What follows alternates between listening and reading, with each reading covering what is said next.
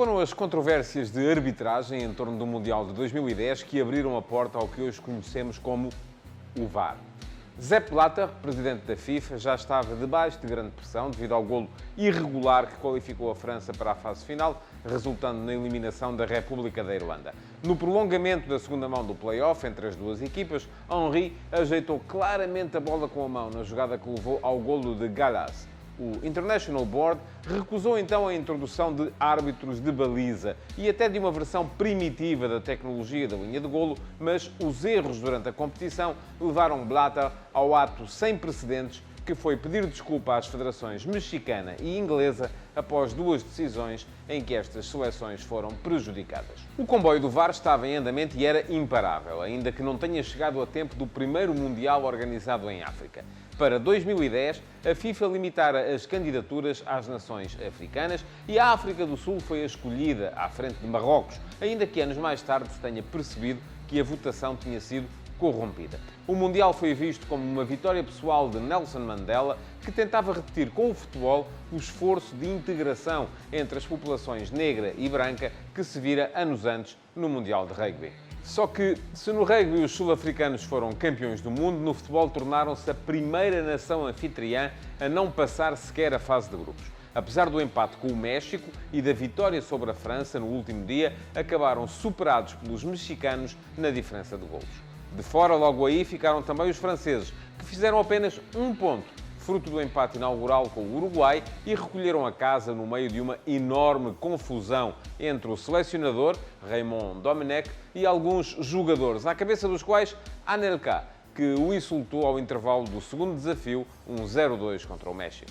A eliminação francesa foi uma das maiores surpresas de uma prova que cedo viu cair também a Itália. Ficavam assim, pelo caminho, os dois finalistas de 2006, ambos em último lugar dos seus grupos. Pela primeira vez na história, a Itália deixava um Mundial sem ganhar um só jogo, abrindo aqui um ciclo terrível que a viu também ficar pelo caminho na fase de grupos de 2014 e não se apurar sequer para as fases finais de 2018 e 2022. Em 2010, a equipa liderada por Lippi somou apenas 2 empates, um dos quais contra a Nova Zelândia, que foi a única das 32 equipas a deixar a África do Sul sem derrotas. Empatou com a Eslováquia, a Itália e o Paraguai, mas ficou na mesma pelo caminho.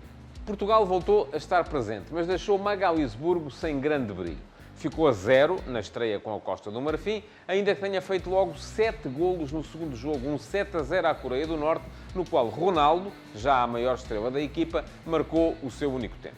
O bolador de 2008 prometera que os golos eram como o ketchup, que quando começassem a sair não paravam mais de jorrar, mas depois desse jogo nem ele nem a seleção voltaram a marcar. Seguiu-se novo empate a 0 contra o Brasil, ainda na fase de grupos, e uma derrota por 1-0 com a Espanha, nos oitavos de final. A eliminação gerou uma confusão entre Carlos Queiroz e Cristiano Ronaldo. O selecionador usava o CR7 sozinho no centro do ataque, algo que não agradava ao jogador, que preferia partir da esquerda. Depois de um jogo em que as câmaras o captaram a protestar repetidamente em direção ao banco, Ronaldo não escondeu a frustração, respondendo em andamento aos jornalistas que lhe pediam impressões acerca da eliminação, com um lacónico: "O que é que eu achei? Falem com o Carlos Queiroz." E só voltou à seleção quando Queiroz foi substituído por Paulo Bento, já com a qualificação do Euro 2012 em curso. O que é que eu explico? Falo de Carlos Queiroz. América Latina, por ser? A Espanha, que eliminou Portugal e entrou no Mundial a luzir as divisas de campeã europeia de 2008, acabaria por se sagrar campeã do mundo. Foi a primeira seleção europeia a ganhar um Mundial fora do seu continente e a primeira de todos os tempos a fazê-lo depois de perder o jogo de estreia. Logo a abrir, num desafio que dominaram de início a fim, os espanhóis foram batidos pela Suíça por 1-0, com um golo do luso-descendente Gelson Fernandes. Mas daí até à final, Vicente Del Bosque foi capaz de montar uma máquina de posse de bola e segurança defensiva que só sofreria mais um golo, marcado pelo chileno Millar, ainda na fase de grupos. A partir dos oitavos de final, a receita foi sempre a mesma. 1-0 e anulação dos adversários pela facilidade com que os espanhóis controlavam e escondiam a bola. Ao 1-0 a Portugal, seguiu-se outro 1-0 ao Paraguai, tal como anteriormente com o golo de David Villa. Na meia-final, mais um 1-0. Agora a Alemanha, marcado por Puyol.